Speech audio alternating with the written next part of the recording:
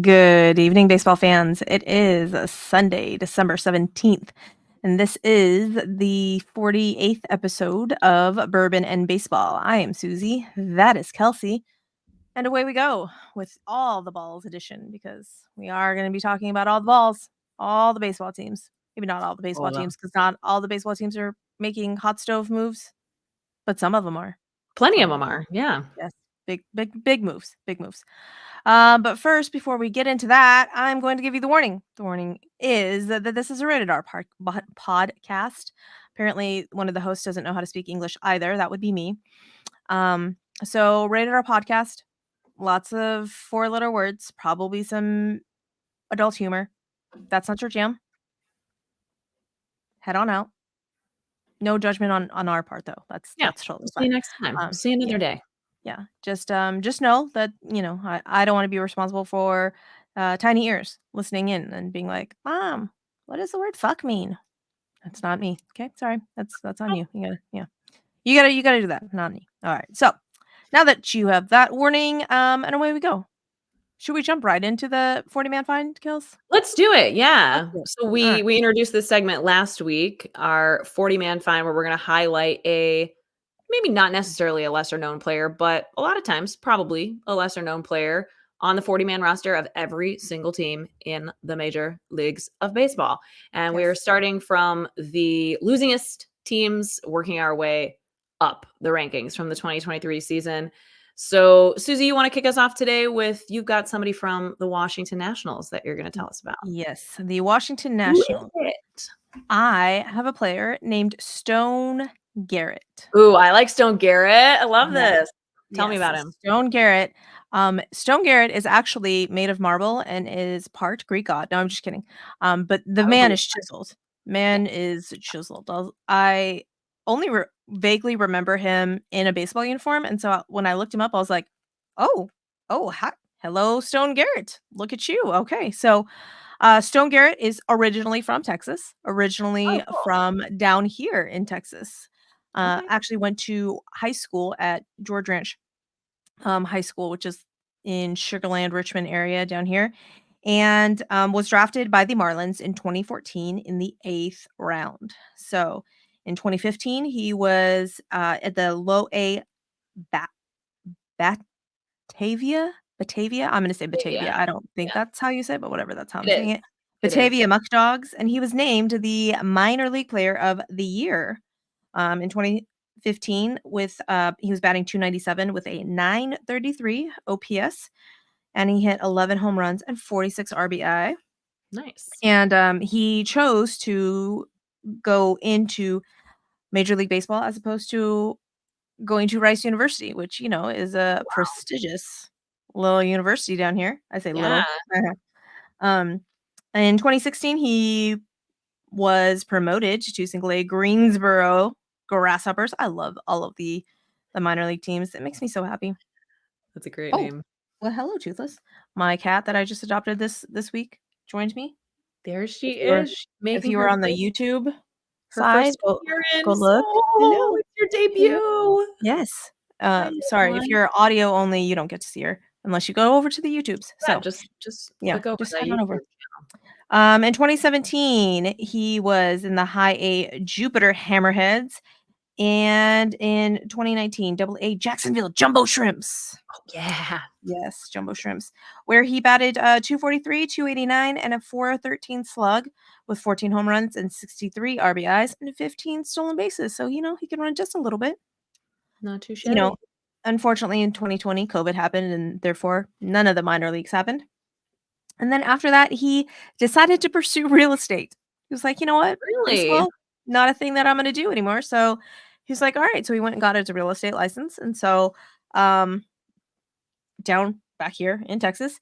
And then in 2021, he connected with a former Marlins scout on LinkedIn, of all places. LinkedIn. Okay. LinkedIn. And got him a tryout for the DBacks and signed a minor league contract with the DBacks in 2021.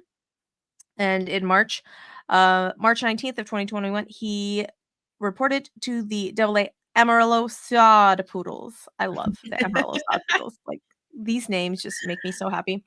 And in 103 games there, he slashed 280, 317 with a 516 slug. Nice. So he hit 25 home runs, 81 RBIs, and 17 stolen bases. And in 2022, in 103 games with the AAA Reno Aces, he slashed 275, 332, 568 with a career high 28 home runs and a career high RBIs of 95. I was like, oh, all right, look at you, Right. Stone Garrett.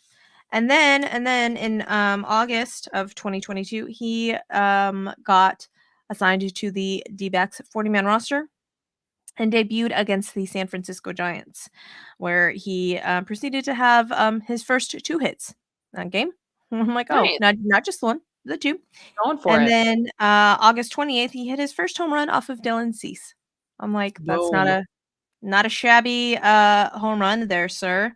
Then he appeared in 27 games for the D-backs, playing outfield. I don't think I ever mentioned that he played outfield, so there's that little tidbit fact for y'all.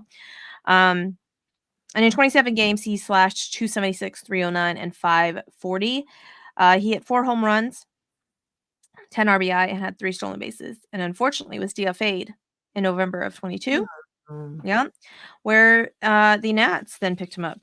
The Nats picked him up, and he played with the AAA Rochester.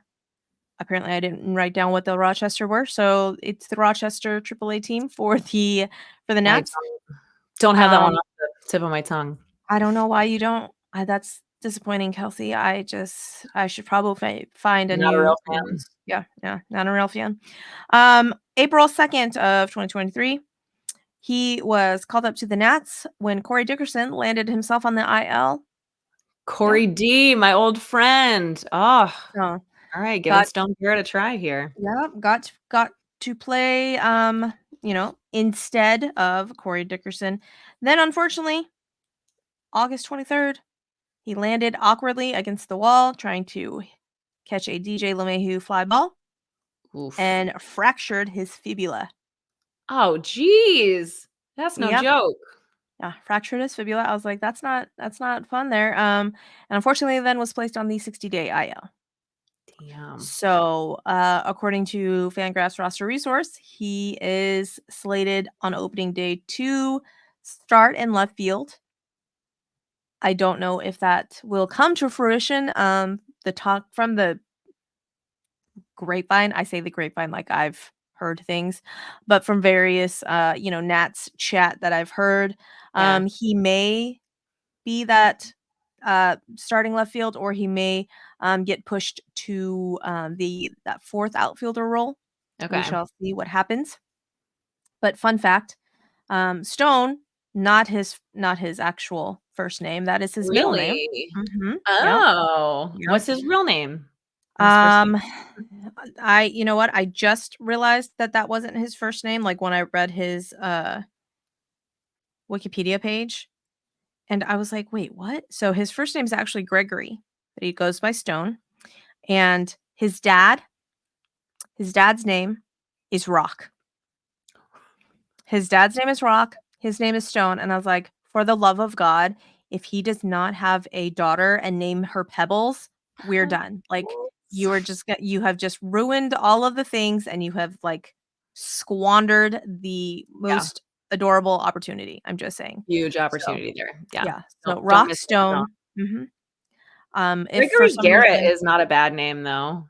Yeah, but I feel like stone, especially since the man is actually, like, cut out of a Yeah, stone, no, like, he should work. looks like that is the first thing, and when you said that name, I'm like, that's the thing that I think about Stone Garrett is he looks like a Stone Garrett. Yeah, Like, that would be his name. Very yeah. fitting. There's certain guys, like, when you hear the name, it conjures up, like, a certain vision of a guy, right? Mhm, mhm. And you're like, "Oh, yeah, no, that fits, that fits." And then there's some people that you're like, "Oh, yeah, you need to be a bad motherfucker in order to have, like, X name," right? Like, if you Yeah. like the name, like, Blaze. You gotta be a bad motherfucker if your name is Blaze, like, you cannot be a slug. Actually, that'd be kinda funny though, but, you know. One of the Um, Cardinals prospects, his middle name is Blaze. Mason ah, Blaze Wynn. Yeah. oh, yeah, yeah. Um, so yeah, that is Garrett Stone of the Nationals. Love Yeah, that. One to keep an eye Garrett on. Well, Stone. Stone Garrett. That oh, Garrett Garrett. Stone is, his pseudonym that he goes by when he doesn't want to be It recognized. it works either way, Yeah. you So know, no matter how yeah. they write it down on the roster. But Right. yeah, I'll be keeping an eye on him to see if he is. I assume he will be a part of the. He will be a part of the opening day 26 man, but it'll be interesting to see, yeah, how he is utilized Yep. with the Nuts. Yeah. And now Well, tell me another about your guy, one. Kels. This is another outfielder here who I have my eye on for the Kansas City Royals. His name is Tyler Gentry. And he and Stone Garrett have this kind of in common of like maybe they're that fourth outfielder, but maybe they could earn a starting spot. You may not know about Tyler Gentry yet because he has not yet made his major league debut. So he was born on February 1st, 1999 in Memphis, Tennessee. This makes him an Aquarius. And, Aquarians are clever, analytical, technical, truthful, assertive, confident, progressive, and innovative. So I've heard. But according to RollTide.com, Gentry played outfield for Alabama State after transferring in his sophomore year from Walter State Community College. So this was a guy who he wasn't scouted. He did not have a particularly high pedigree or was not hot on the radar of Major League Baseball in particular. Mhm. But according to his Arlington High School baseball coach in Arlington, Tennessee, he is quoted saying Tyler was extra special because of how much he grew as a young man with his above normal baseball talent. He was not an outwardly emotional type player, but had a great sense of humor, knew when to joke around and when to be serious. And that's always a good sign. It's a good quality to have. Gentry started 55 out of 56 games in his first year at Alabama, and he led the team in nearly every offensive category. He then went and played in the Cape Cod League in 2019 between his sophomore and junior year. And he speaks about, I read an interview where he was speaking about this being a big advantage and a big step forward for him professionally, because in the Cape Cod League, he got to play with some of the top talent in the country. They also use wooden bats in the CCL, which they don't in college. So he felt like just overall was more comparable to the MLB environment, and felt like, he was a little more challenged for the first time than he had been otherwise, but felt like he could hang. So good confidence builder. He kicked off his junior year baseball season at Alabama on Valentine's Day of 2020, but we all know what is about to rear its ugly head. So the season gets shut down about a month later. At this point, when the Alabama season got shut down, the baseball team, his team had started the season off at 16-1. They were Oh, 16-1, and Tyler Gentry was leading the Crimson Tide with a 429 batting average. He was second on the team in runs with 19, second in hits with 24, second in doubles with 6, and second in RBIs with 21. So he was like off to a super hot start with his wow. team, and they just shut that shit down. So 3 months later, on day 2 of the 2020 MLB draft, Tyler Gentry was drafted. And he was one of those guys that was sitting at home on his couch, like holding his breath. Like, am I going to be drafted? Because he was Uh-huh. drafted in the 3rd round, 76th overall by the Kansas City Royals. He played in only 44 games of the 2021 season at high A due to a knee injury, but he really broke out in the 2022 season, where he spent most season in double A with a 326 batting average, a 965 OPS, and 21 home runs. Not too shabby. Gentry was named the Kansas City Royals Minor League Player of the Year in 2022 and found a very exciting quote from MLB Pipeline that says, "No Royals prospect took a bigger step forward in 2022 than Gentry. He went from a fringe prospect and likely 4th outfielder to someone who could hit his way into a starting outfield job in the big leagues by the end of 2023. Ooh. Yeah. So awesome to see a guy like that. I mean, truly just come out of the woodwork. In addition to his offensive performance, it has also been noted that Gentry likely has one of the best outfield arms in the Royals organization. So he really is. It sounds like he is, at least to some extent, a true 5-tool player. Gentry batted 253 he slashed 253, 370, 421 with 16 home runs and 14 steals over 129 games this past season for AAA Omaha. And here's where he caught my eye, because about a month ago, he was added to the Royals 40-man roster to protect him from the Rule 5 draft. So we've Ooh. talked about that. They had to, make those moves, but the Royals wanted to make sure that he was a part of their plans for 2024. The Royals farm director and field coordinator has been quoted saying that Tyler Gentry is the model of consistency. So, I'm looking out. Will Tyler Gentry make the big league roster for opening day with the Royals in 2024? Somebody to keep an eye on. Oh, for sure. Yeah, the Royals are cooking over there. I'm not quite Yeah, sure why or how. I did not have on my bingo card the Royals just scooping up all of the mid-tier starting right? pitchers.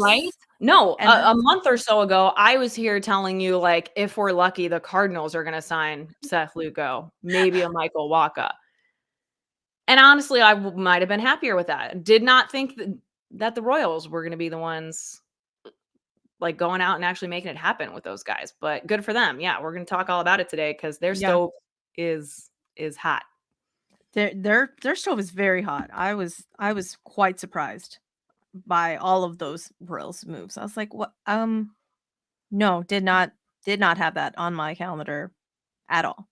I was looking earlier at a list of, I can't remember who posted it, or I would find it real quick, but the top spending teams in the offseason this year, and the Royals are definitely in like the top 5, I think. So, oh yeah, here it is. They are 5th, 105 million so far. That's So just crazy. the Giants, the Diamondbacks, the Phillies, and then obviously the Dodgers ahead of them. Stupid Dodgers. Yeah, and I mean the Cardinals are 6th, but this doesn't seem the same when the Cardinals have spent 99 million, but 75 of that has been one person. So, I guess that's not really accurate because that's not how much he's going to make next year, but you know what I mean? It just doesn't seem as exciting. But we're not here to talk about the Cardinals, Susie. We're here to talk about other teams doing other things. Other And teams doing other things, yes. all the hot stove headlines. Should we go by date here? I kind of outlined them Yeah.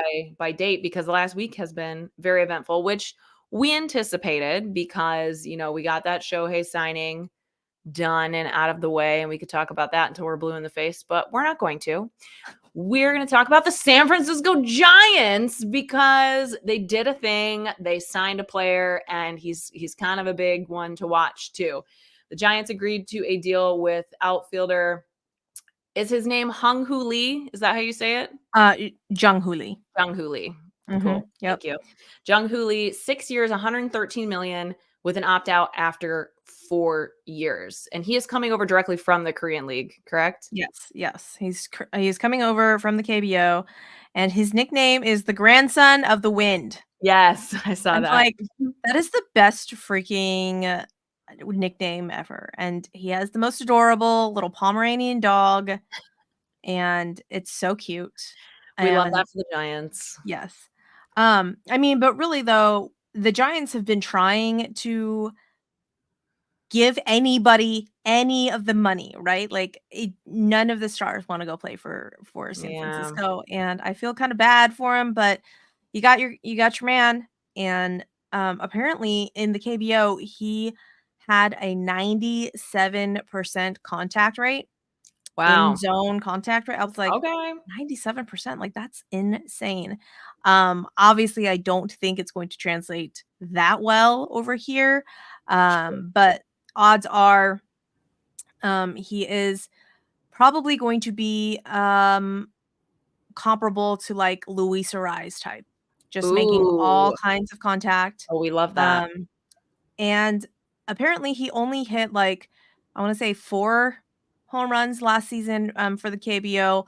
But the season before, I think he hit like 15 or so. So not a Okay. huge power hitter guy. San Francisco, obviously, that ballpark does not lend itself to any of the power hitting for Right. for that. But I that's not why they signed him, right? They signed him for the contact. They signed him to cover that ginormous center field out there. Yeah. And fun fact, his wife is married to the sister of the other KBO pitcher that has been Oh, posted. that's crazy. Yes. Wusako. And so they were. Yes. I'm like I'll be interested to see if the Giants pick him Yeah. up as a They relief could have a pitcher leg up there. to get That's cool. the KBO over there. And I love that he did his presser in English. Like he wrote like a whole Oh, he thing in did. English. Yeah, it Nice. was so cute. That's And awesome. Good for him. he did a little like Instagram hype reel. It was the cutest thing. I was like, oh my gosh, you're so cute. Well, that's Like I somebody who's wanted to really like easy pat to his head. root for. Yeah. Yeah. Who, like, is just genuinely excited to be a part of the San Francisco Giants, which, like, I'm Yeah. gonna be honest, I don't get, like, you know, we were talking about this before, and I was like, I don't really know who fits with the Giants. They're not, an Yeah. organization I'm super excited about either, but I don't get the lack of appeal. And so it's cool to see somebody who does have, an exciting track record and will be obviously a huge asset to their team who is genuinely excited to go play there. And he could end up being a guy. He's not, a Shohei Ohtani, Right. doesn't have a Jackson Holiday kind of pedigree or track record necessarily, but he is somebody who could be super fun and exciting to watch. So Yeah. good for the Giants. And I hope for him that it is his opportunity to like be the star of that team. For sure. So it'll be interesting to see if they add any more complementary pieces, Yeah. if what else they do, because I don't think that they were that this was the only move that they wanted to make. I know that they were in Oh, on for the sure. Shohei, Yeah. sweepstakes and It's I'm hard because they seem kind of desperate, right? And like yeah, nobody wants to like date the desperate one or like, yeah.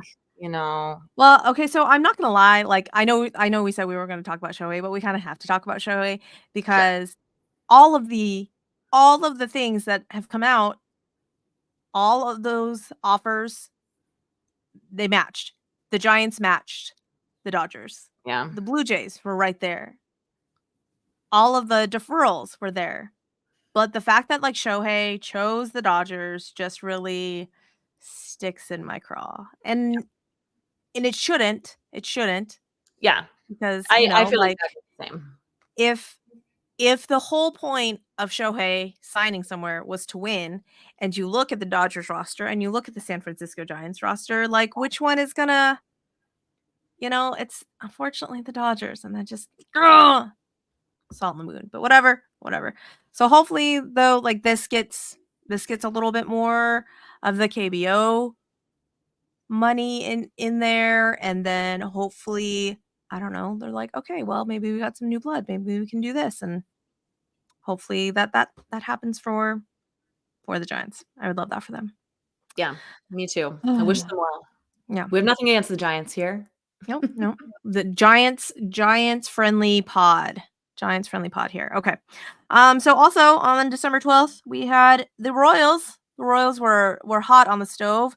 They added right-handed pitcher Seth Lugo. I was not expecting Seth Lugo to get 3 years and $45 million. I was like, wait, No, what? but good for him, Yeah. man. I mean, go get it Yeah. and go play for a team and put yourself in a position where, I mean, he could really break through. And he's one of those guys that's like solid enough. He Mhm. just hasn't had enough of a good season to, to Yeah. be talked about even the way that we're talking about like a Jordan Montgomery, Yeah.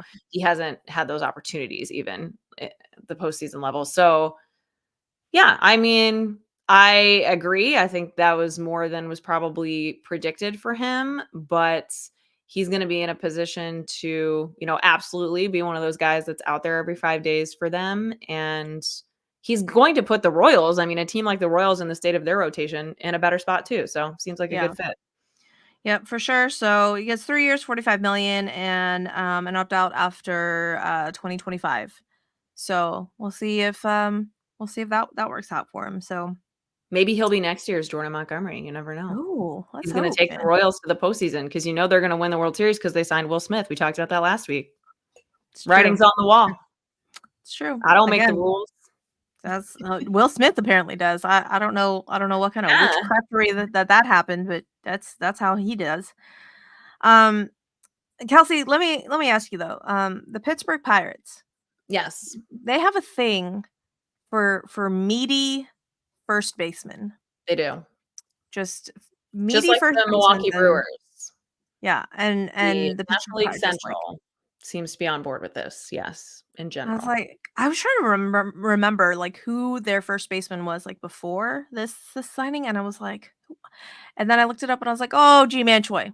Yes. Yeah. Yes. Meaty first baseman. Mhm. Yeah. So the Pittsburgh Pirates signed Rowdy Tellez. Rowdy Tellez. When you wanted to talk about meaty first baseman / DHs, fits the bill. 1 Do they year, have anybody else who 3.2. plays? Oh, sorry. Yeah, go ahead. 1 year, 3.2 million. Mm-hmm. And I Yep. guess they did when they announced it, they announced it as a first baseman designated hitter. Do they have anyone else who plays first base right now? Who finished the season playing first base with them after G-Man Choi was traded? I don't even know. I don't even know. I I'm sure they don't. have someone, but it'll be interesting to see how much he's actually gonna play first There's no base. one. There's no one over there at first base. Just not anybody. I don't. Mm-mm. Um, Nobody over there does anything. No, I'm just kidding. I will look though. Roster They've actually resource. just got O'Neal Cruz is gonna play the entire infield. It's fine. Just Don't all of it. He's fast enough. No, I am happy to see Rowdy Tellez. I mean, obviously, I knew that he would get a contract, but I've kind of kept up with him on interviews that he's done recently, and he seems really committed to the offseason process of like he was going to try Pilates this offseason and, digging deeper into his nutrition and all that stuff. So, I'm not gonna lie. I would pay good money to see Rowdy Tellez do Pilates. Like hey, that I love to vision. hear I That love to vision though. hear that guys like that are and really guys, period, are but especially athletes and for baseball activities, I mean, that kind of exercise is invaluable. So, we could see a whole different Rowdy Tellez this season. Maybe he will be at first base every day. Okay, so I don't have a clue who played first base last year. Because Roster Resource Fangraphs already has Rowdy as first base over here. They Wow, they're have on it. Connor Joe as their DH though, and I know Connor Joe played some outfield for him and some second Mm. base last season. So and their bench players are Jared Triolo that plays infield, and then infield outfield is Jiwon Bae. Oh, yes. Yeah, he plays So more like second shortstop yeah, area and and center field. so Yeah, he's like their Tommy. I don't have a clue who they're. Let's Yeah, when see. you Google who plays first base for the Pirates, it literally already says Rowdy Tellez. So welcome, Rowdy Tellez, first baseman, Yeah. everyday first baseman. I don't know. So I'm like, Sorry, Pirates fans. because I know Kutch was their DH for a little while before he broke his ankle. No, I do. or was Connor it? Joe has definitely played first base. I just don't know, like if Okay. maybe he was more of the everyday guy once G-Man Choi was traded Okay. away. So if there are any Pirates fans that listen or / watch, please in the comments let us know, because obviously you know your team's better than we do. I'm not gonna lie, I did not pick up many Pirates games, so But how you feeling about this Rowdy Tellez signing? You I know? kind of like it. I kind of like it. Not gonna lie though, I had the Shea and Sons Mets guys on, and I was giving them shit about picking a DH, and Yeah. they had Daniel Vogelbach as their TH, and Yeah. they were not a fan. And I was like, well, you just need another big guy like Rowdy Tellez, and they're like, just shut the fuck up, Take your Susie. chances. It's Absolutely very not. similar style players. I think Rowdy is a little bit younger. Yeah. Um, yeah, I'm interested to continue to kind of watch their careers side by side though, because yeah, they did end up in the same situation of being designated or non-tendered this offseason. So we shall see But where Vogelbach ends up because surely he'll get a similar type of offer. yeah, somewhere. All right. So and the next day, the Angels agreed to 1 year contracts with two pitchers, right-handed pitchers, Luis Garcia, not my Luis Garcia, not Rock the So, Baby, Luis Garcia. my former Totally Luis wrong. Garcia, Yep. relief pitcher for previously the Cardinals. He's been with the Padres for the last 2 seasons, and he's got some stuff, man, but he's not super consistent. Yeah. So just kind of waiting for everything to click for him, and the Angels are going to take a chance on him. So it's Yeah. good And for then them. right-handed pitcher Adam Simber, from formerly of the Blue Jays. So I can't remember if Adam Simber was the Jackass relief pitcher or was that the other one? I can't remember. I do not know. I can't say I'm an Adam follower, so I'd There have to was there was one Blue Jays. There was a hubbub last season where it was a Blue Jays relief pitcher and his wife were on the plane and their kid spilled a bunch of popcorn on the floor and the stewardess made the kids like pick it up because she was it was like not like a normal like oops I like spilled the popcorn kid, like she was like actively Oh, throwing yeah, it on the floor like making a mess. And yeah. the stewardess made like the wife that was pregnant at the time, I guess, like pick it up.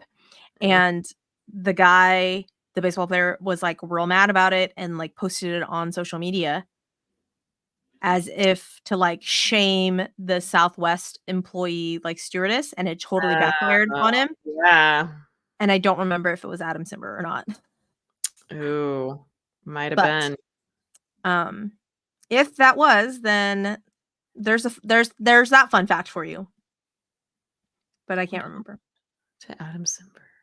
Well, he was non-tendered by the Blue Jays, so yeah, I don't know. He's 33. He's a Leo. This is what I Mm. know about him. Um, We'll have to feature him on a 40-man find if if he proves himself worthy in our research. we'll see.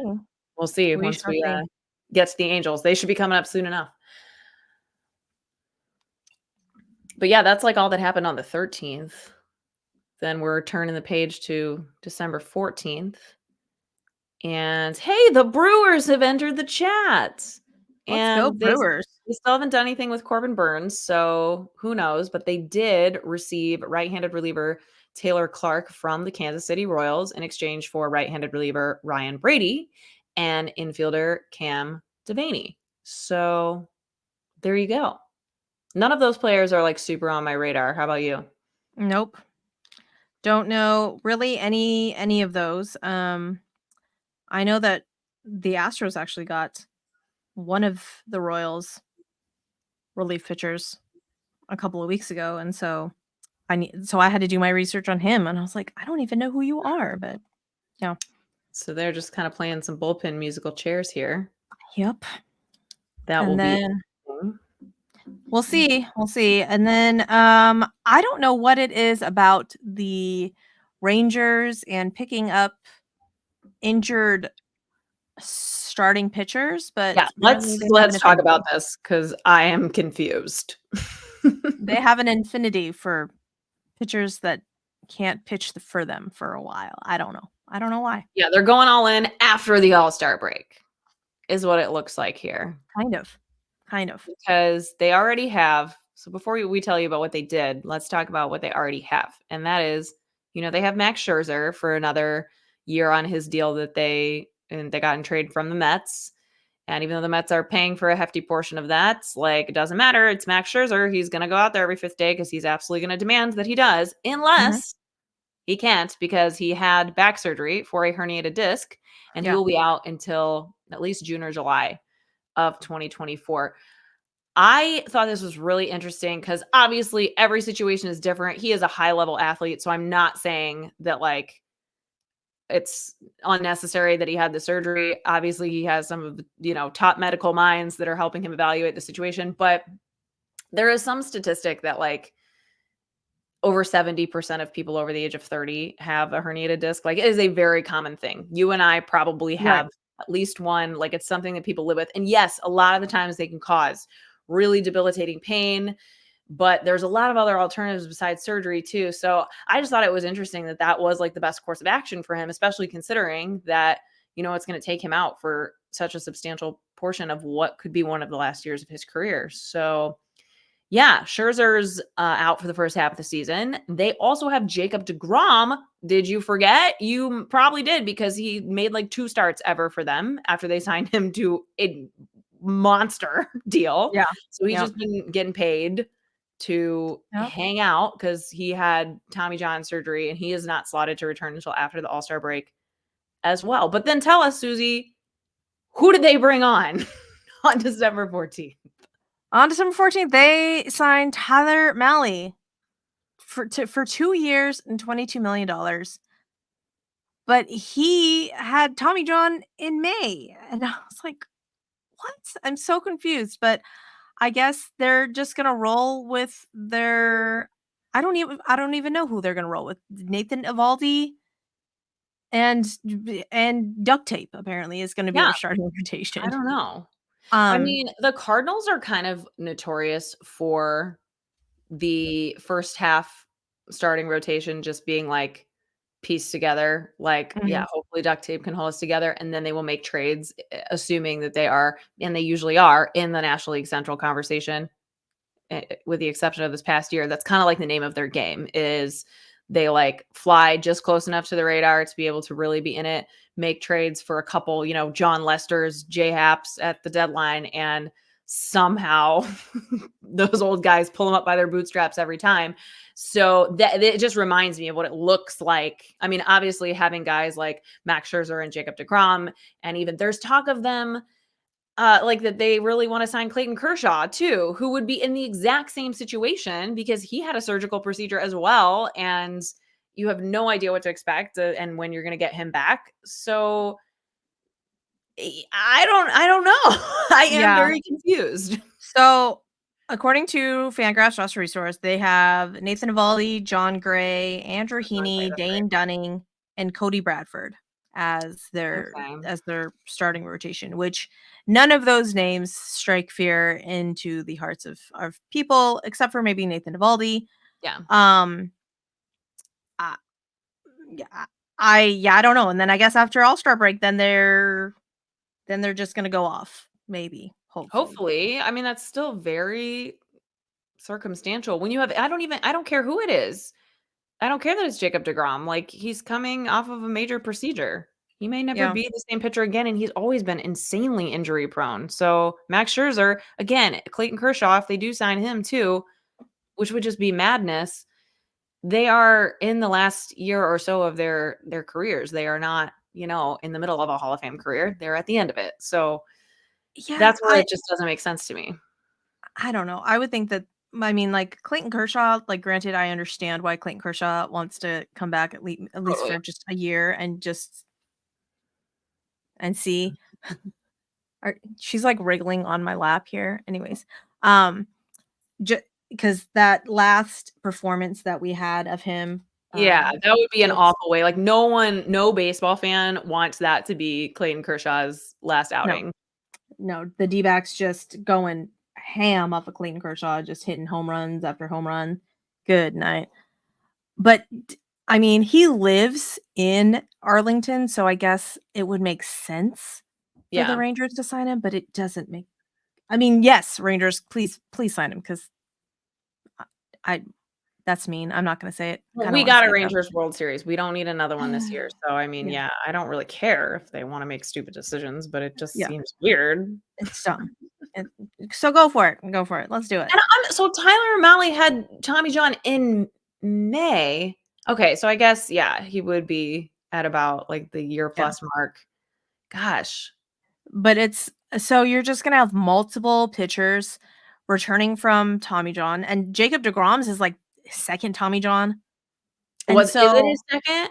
mhm, Oh my gosh. Well, so they have Nathan Evaldi is like one of the only pitchers who has successfully come back and been any, shell of his former self, much more than a shell of his former self. yeah. Obviously, like, he has exceeded all expectations of someone coming off of a second Tommy John surgery. So I wonder if they feel like they do have that like special sauce or some secret in their organization that they feel like they're in a better position to invest in these guys. That's the only way that it really makes sense. I And you do guess. see certain organizations making those investments that seem Well, and I risky. know I know that the Rangers lost their TV deal as well, and so their payroll, I guess, is, like, up in the air, and Interesting. Okay. so, I mean, granted, like, I don't think that they had too many holes, to fill coming off of their World Series win.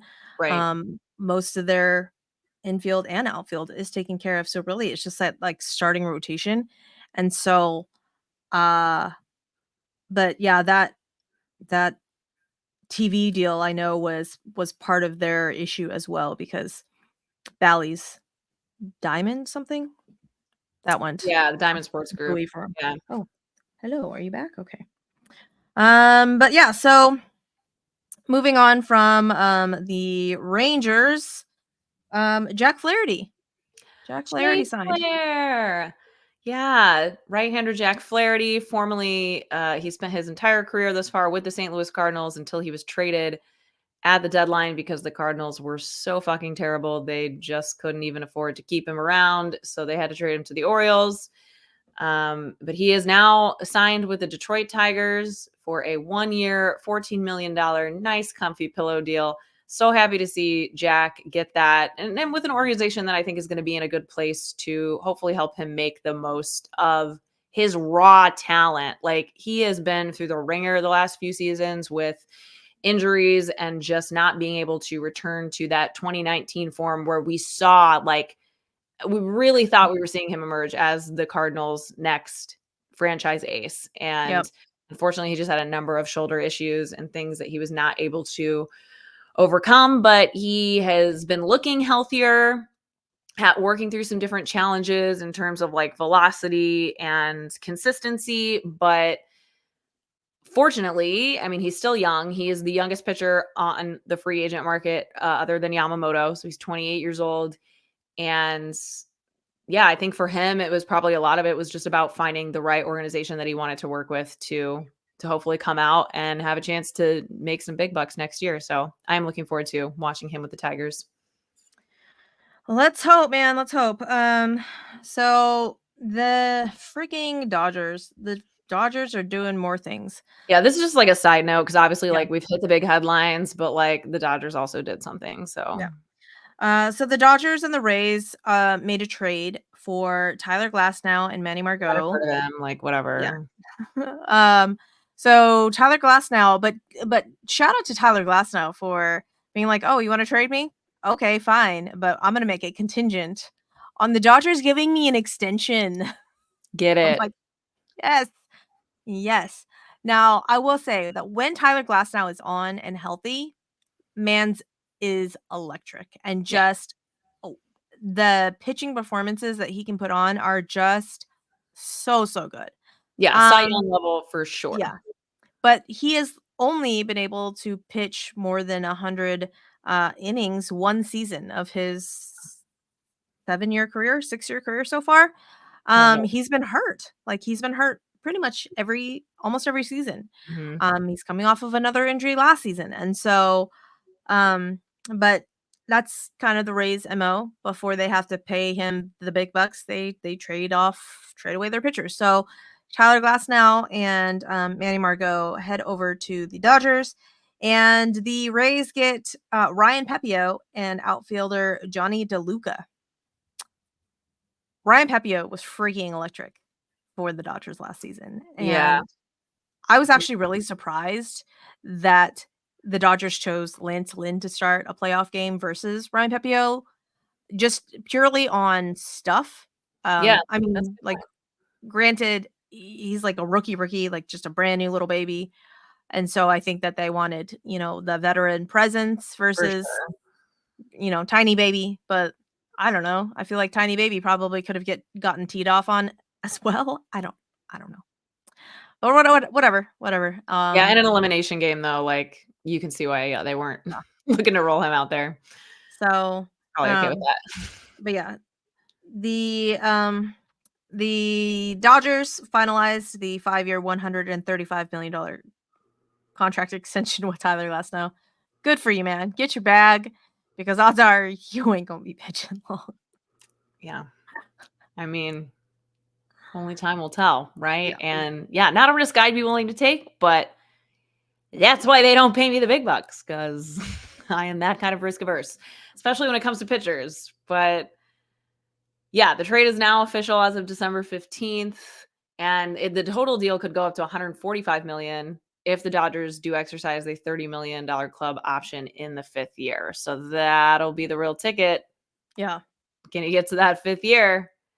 But if not, Glass now has a $20 million player option. So yeah, way to go get it. He's probably like so over all these trade talks over the Yeah. last year or so. And like being a part of the Rays organization, like you said, like he knows their ammo and Yeah. he's probably been anticipating it. And he's just like, I want to know where I'm going to be and at least not have that as part of what I'm working through. Yeah. Well, and, I've listened he's part of, like, the Chris Rose rotation, if you guys listen to that podcast at all. Oh, cool. I didn't Um, know that. but yeah, he's part of that, like, rotation, and so I've listened to many of his episodes where he literally comes out and says that he loves it in Tampa and he wants to stay in Tampa, and he would absolutely love like, he just bought a place there Yeah. and, was like, "Yeah, no, I have a really good feeling about staying there, blah, blah, blah, blah, blah," and so I think he saw his opportunity and he's just like, "All right, well, this is where I make my money, like, this is Hmm. we're gonna get the deal." Um, but yeah, so good on you, Tyler Glasnow, and, I'm just really glad that they also did not get Randy Arozarena because I was gonna be so freaking mad. Yeah, that would have been too much. I think it would have been baseball fans against the Dodgers, like full on. That would have been actually where we all signed in blood. Like we're all against the Dodgers in You know 2024.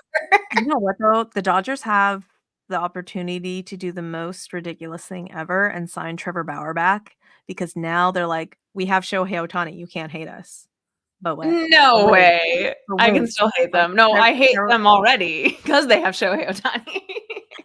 but I'm like, I'm like, there's no way that they would, No. like, risk pissing off Shohei Ohtani by signing Trevor Bauer. No, to be clear, and this is all I really care to say about it, but there has been reports from inside winter meetings and, all the sources that give us the most legitimate information is there is not a whisper of Trevor Bauer's name among front offices for Major League Baseball teams. So Good.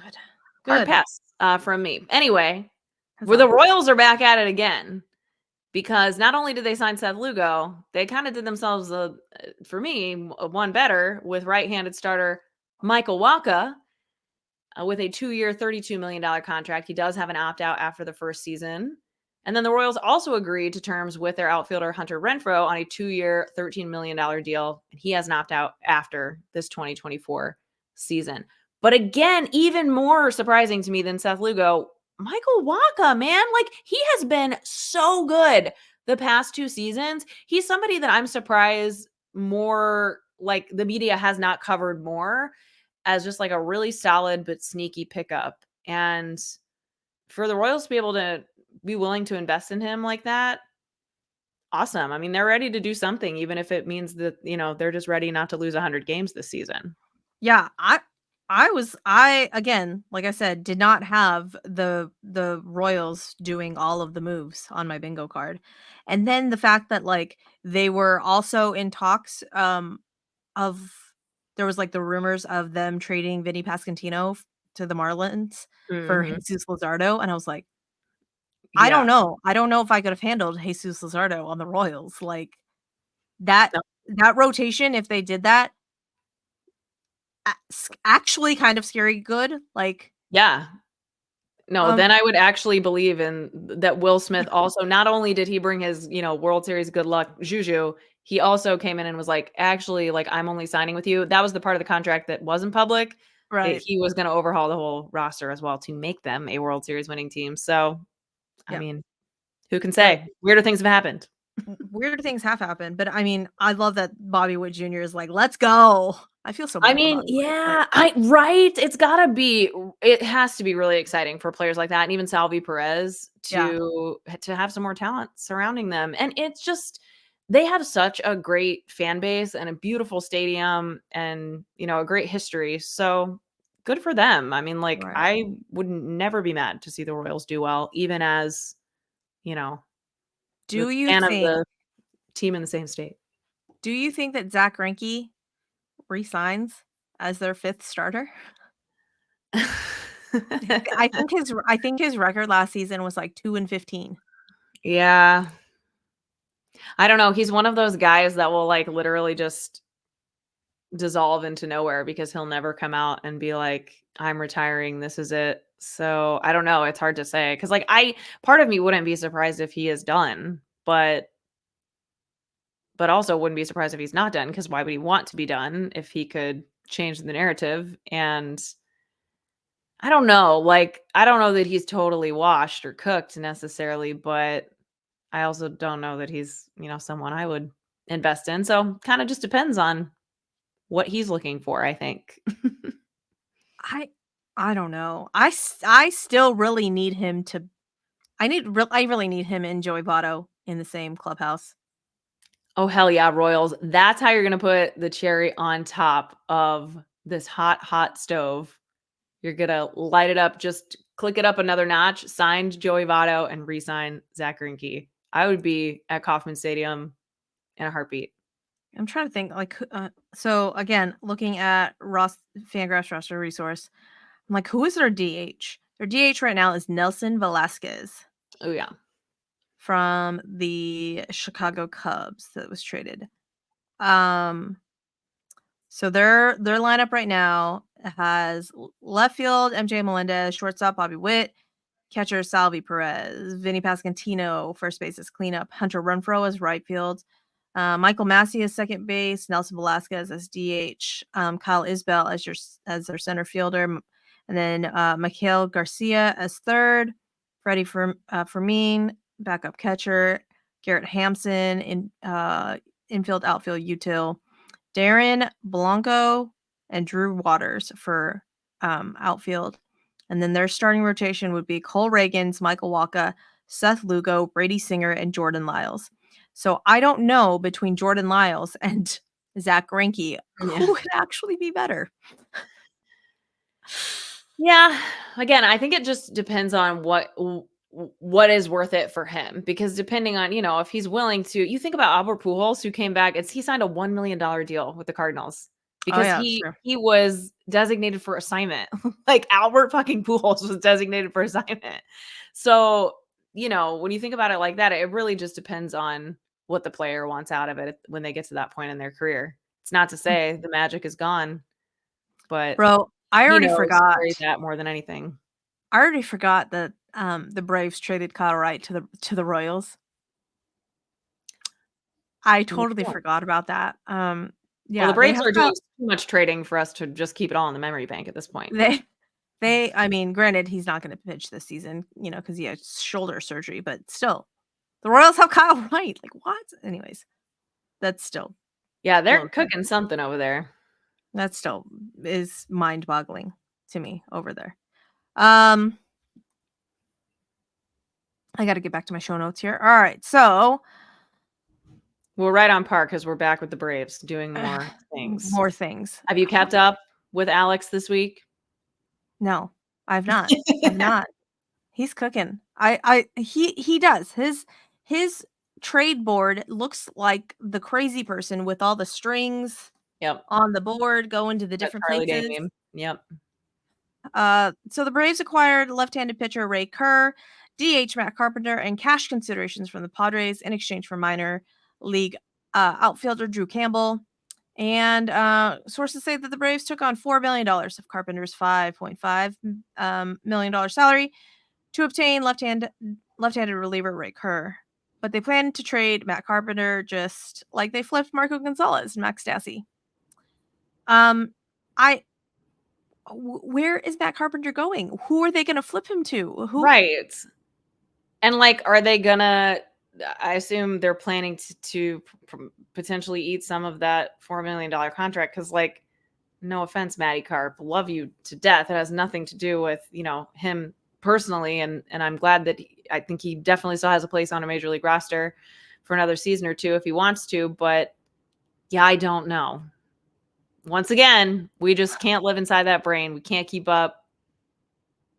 His war board only makes sense to him at this point, and maybe that's the magic of it. Maybe. I'm scared. Yeah. I'm untrusting. I'm getting more on board with all of your conspiracy theories. about Alex Anthopoulos because it reads here. Something's going on. Tinfoil hat, man. Tinfoil hat. Alex Anthopoulos And Island. well, so the Braves are always interesting because their payroll is not public information, right?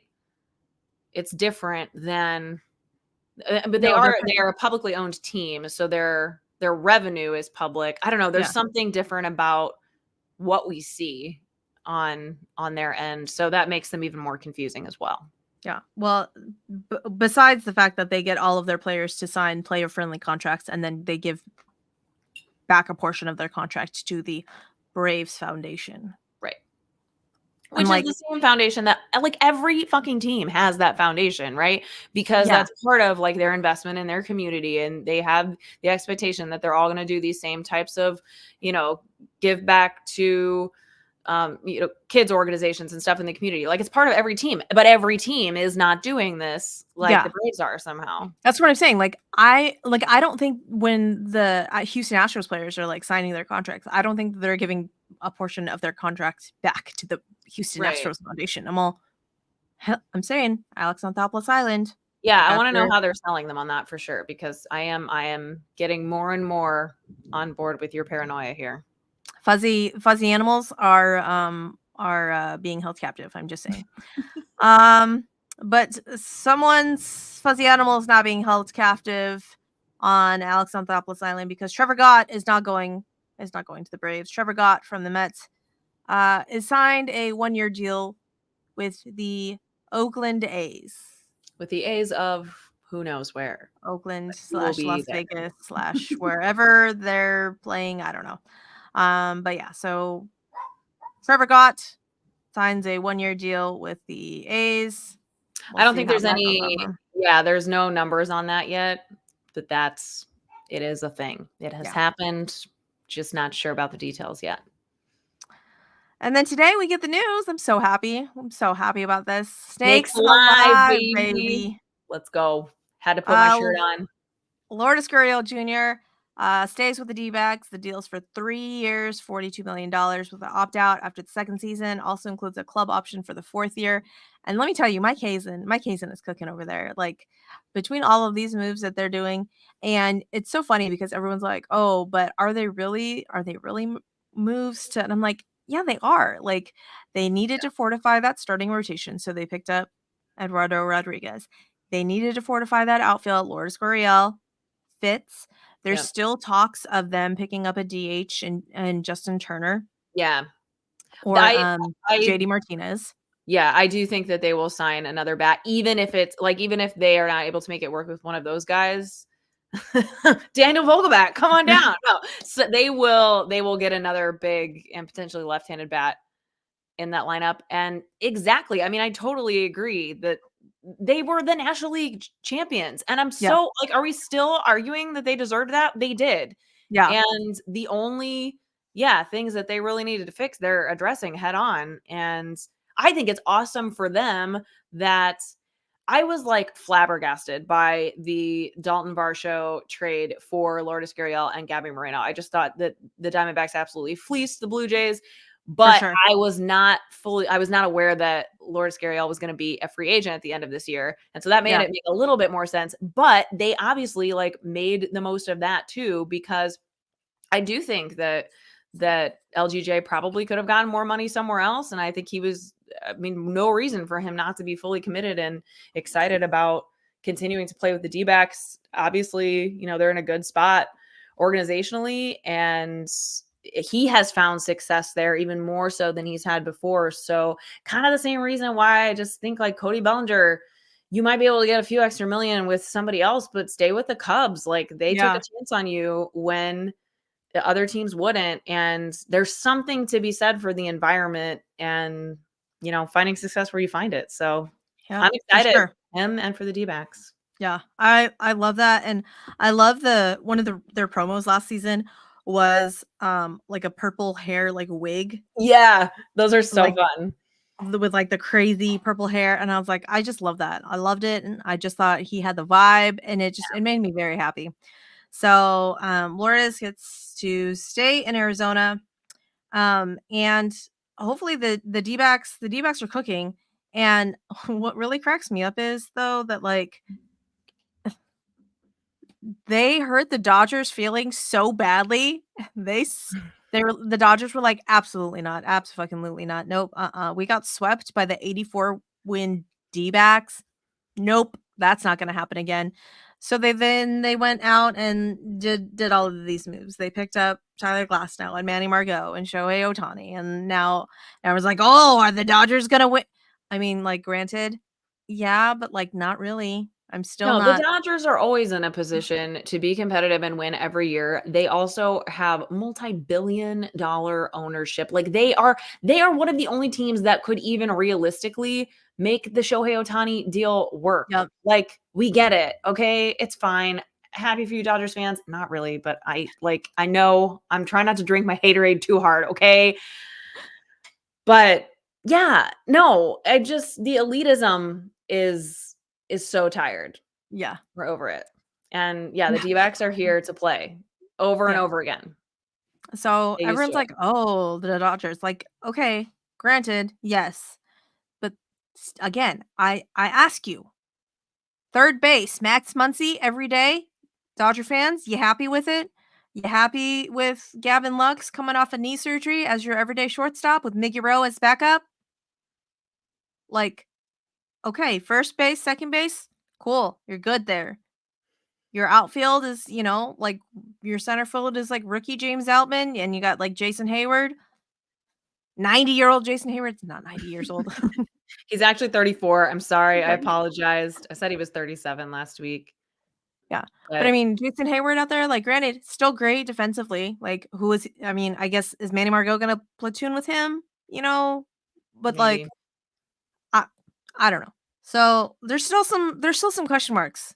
Dodgers. Yeah, There's still some no, question it's marks. not like Okay. I mean, like I said, I think I said this last week, or maybe I said it on one of other podcasts that I've been on, been doing the rounds lately, but no, they still are not. When you look at the Dodgers roster and you put them next to like the Braves and the Phillies, they are not on the level of those teams on paper. No. They just are not, even with Shohei Ohtani, is Yeah. particularly in 2024. So Exactly. Exactly. And everyone's like, "Oh, but yes, top of the lineup is heavy. Not yeah, gonna lie. Not gonna lie. Top of the lineup is heavy, but like once you get down there, it's not as scary. It's not scary like 1 through 9. It's not. So, it is what it is. But the Yankees, however, the Yankees are like, "You know what though? That's what we're gonna try and do too. We're gonna try and make a top heavy lineup yeah. as well.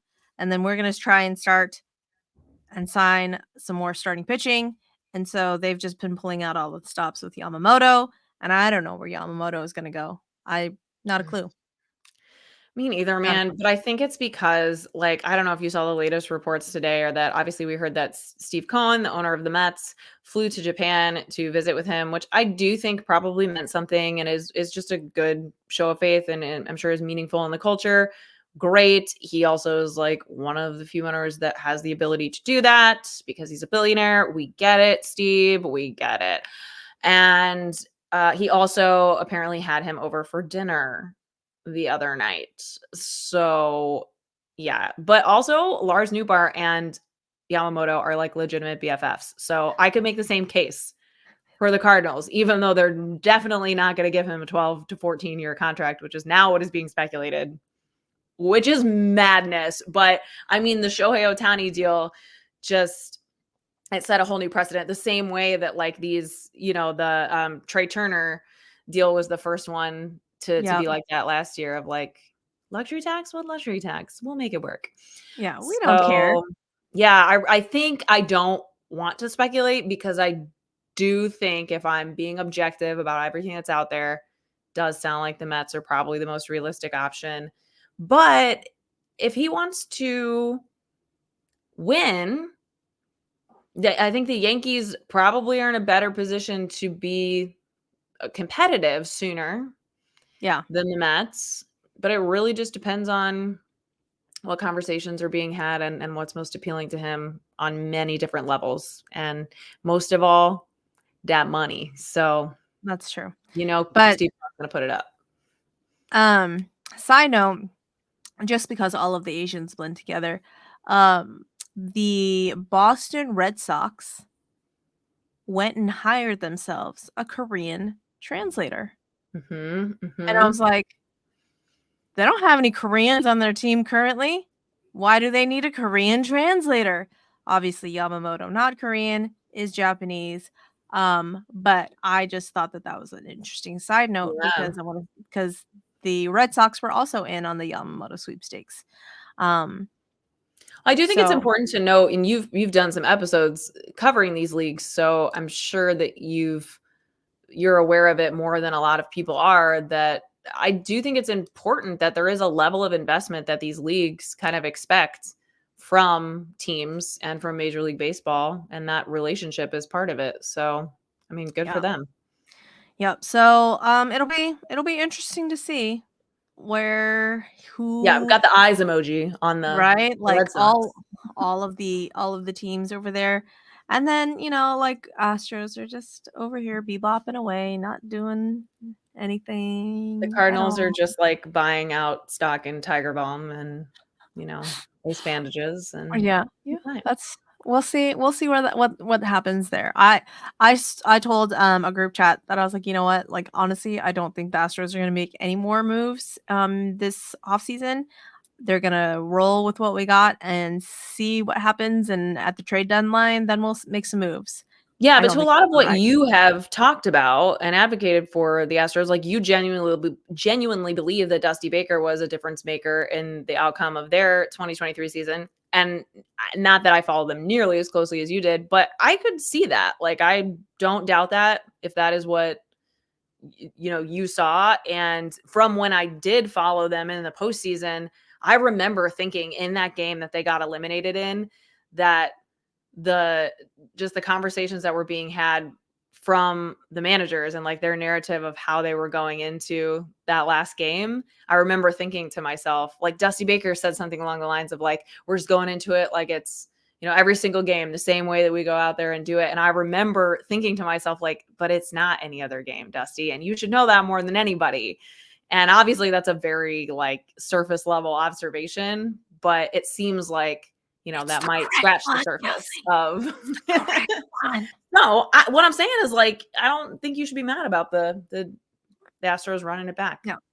Yeah. So, I mean, granted, there's some grumblings. There's some grumblings and some mumblings. Well, it's hard to just like be bored and not see your team do exciting things, right? Yeah. Even if the Royals are out here. Well, right.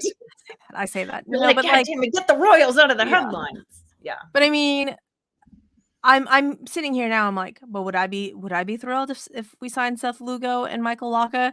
Because I'm like putting them up against like the guys that I currently have in our rotation. But I'm all okay. But like if our rotation performs the way that we know that they can perform, it's a step down.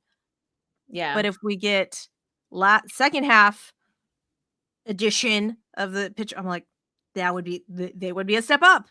Yeah, isn't that crazy how, like, you think about Michael Wacha on the Royals and you're like, hell yeah, Michael Wacha, go fucking get it. But then you think about him on the Astros and it's just like a totally different narrative. It's really interesting. Yeah. So, we shall see. So, Yamamoto sweepstakes. I'm calling it Yoshi Palooza. Let's see what happens. That just makes it more fun. Yeah. Hopefully next week because January 4th, I think, is the date. So will he sign before Christmas? Are we going to get to talk about it before then? I don't know. That would be the best Christmas present ever. I say that. No, it wouldn't. I mean, wrap him up, put him under the tree. Whose tree is he going to be under? We'll see. Oh, one fan base is going to be super, super stoked. So we shall see, though. But I think with that, we will wrap it up. I know that there's been lots of moves that probably we didn't cover, some like minor moves, but for the most part, I think we got the major moves. Kelsey, tell the people where they can find you. They can find me right here at KBird Tweets. That's KBURD Tweets on the Twitter. I am at peace.love.baseball on Instagram, and there you can find my link tree for all the good stuff from my solo podcast, Peace, Love, and Baseball, to Babes, which is a bi-monthly podcast that I do, which is also available on YouTube. Both of them are. So you can just find all the good stuff as long as you get to that Twitter, Instagram page. And you can find me and Suzy linked there as well. Tell them about it. Yeah. So obviously, Bourbon and Baseball, All the Balls edition. That's this one. Apple, Spotify, YouTube, all the fun normal spots. Please, if you already haven't, give us 5 stars. Give us a written review because, it pushes the podcast up and is easily more accessible and findable. Findable is not a word, but I'm going to make it a word. And, if you like the podcast, please share it to your friends, your family, your coworker that maybe you don't like so much. You're like, hey, I want you to listen to this podcast. And they'll be like, wait, why? Because I don't really like you. Anyways. No, stop talking to me and listen to Yeah, this. listen to this instead. And then, again, 5 stars. Hit the subscribe button on YouTube. We would love that. Apparently, we're still trending on the Apple podcast charts in Korea. Don't know how or why. Love it. We're there. Japan, we fell off. United Japan, States, where are you at? I don't know. United States, we haven't been on in quite some time, and I'm a little salty about that, but that's okay. It's all right. We're getting there. We're getting there. Game. Yeah. If you're in the US, send it to a friend. Yes. Wow. So, again, do all of those things because we would love it. Leave us a YouTube comment on, any of the things that you're like, nope, that's absolutely wrong. Tell me why. Tell us why. We'd love to converse. Find us on the Twitters. We're very active over there. We would love to chat with you over there. So, with that, we'll say goodnight and goodbye. And yay, baseball.